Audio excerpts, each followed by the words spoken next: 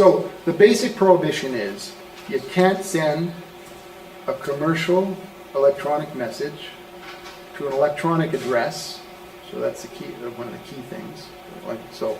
And an electronic address is defined in the legislation. It's either an email account, an instant messaging account, something like a Twitter account, Facebook account, a telephone account, or some similar account, unless you have the consent of the recipient.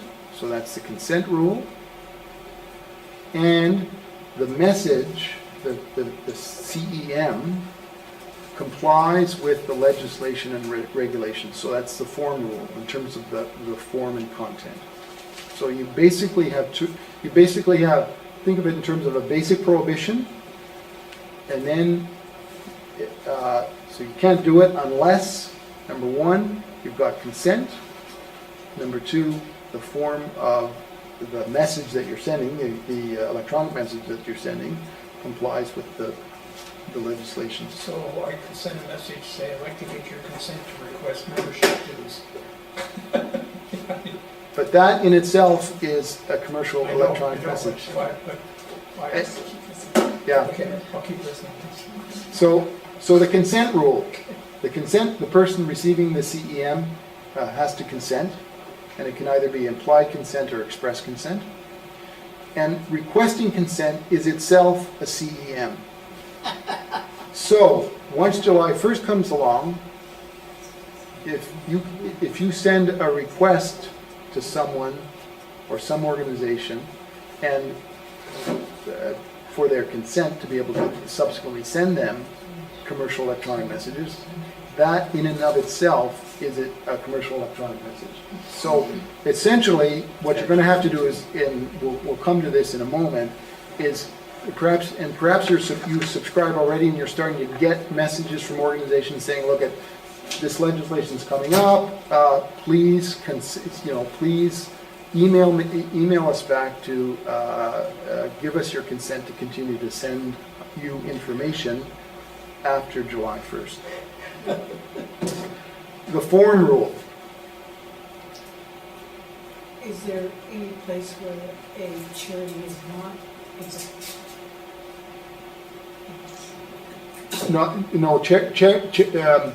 Charities are subject to charities and nonprofits are subject to the legislation like any other business.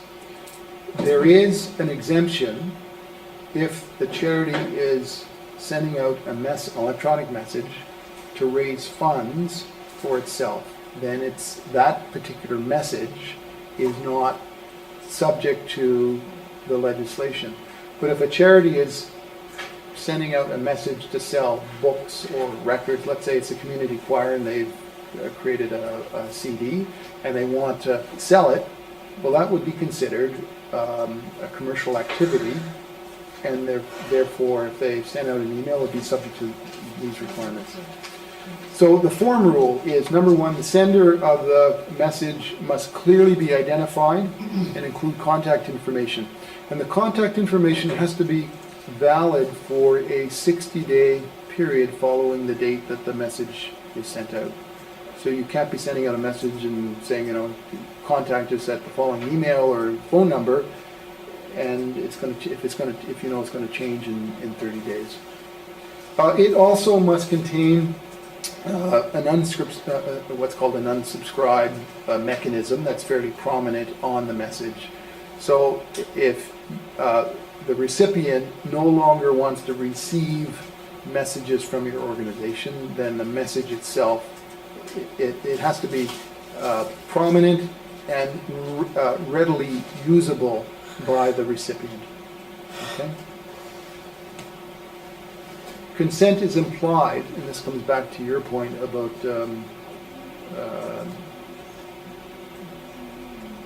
for example, membership. The sender and recipient have an existing business relationship, and again, that's defined in the legislation, and I won't spend a lot of time on it. I think more relevant for your point of view is the sender and recipient have an existing non-business relationship. And so an example of that would be contacting your membership, your members.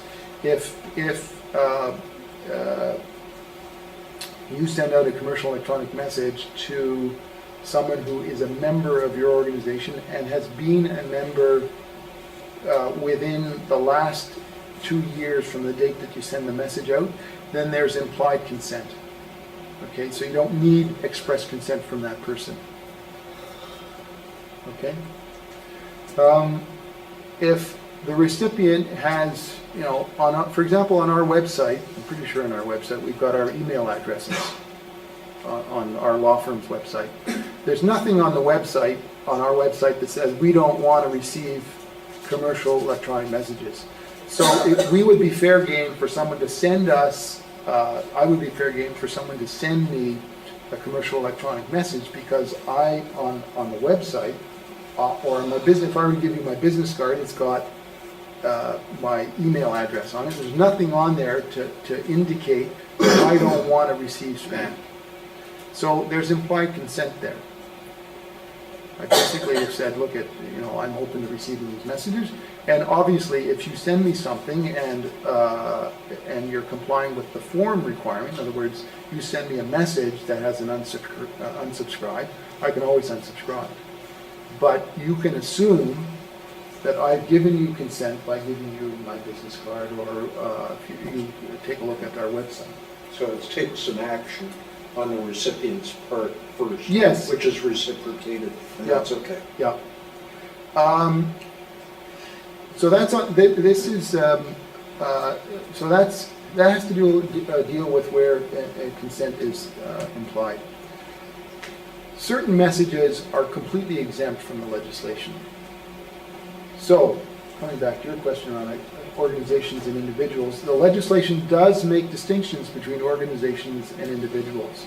So, individuals that have a family relationship, exempt.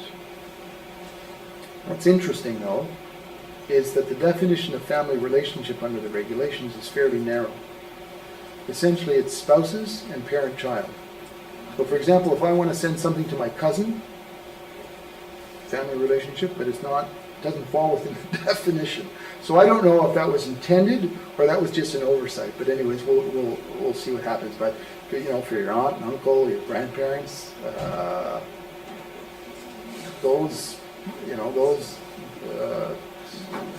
they don't fall within family relationship. Individuals who have a personal relationship, okay, again, exempt. Employees between of organizations where the sending organization, where there's a relationship, doesn't have to be a business relationship or a non-business relationship, just a relationship, and that's really not defined, between the two organizations, and the message deals with some aspect of either, some aspect of the activities, or deals with the activities of either the sending organization or the recipient organization. That would be exempt. So I'm assuming that your member organizations, you're a network of organizations. So you could,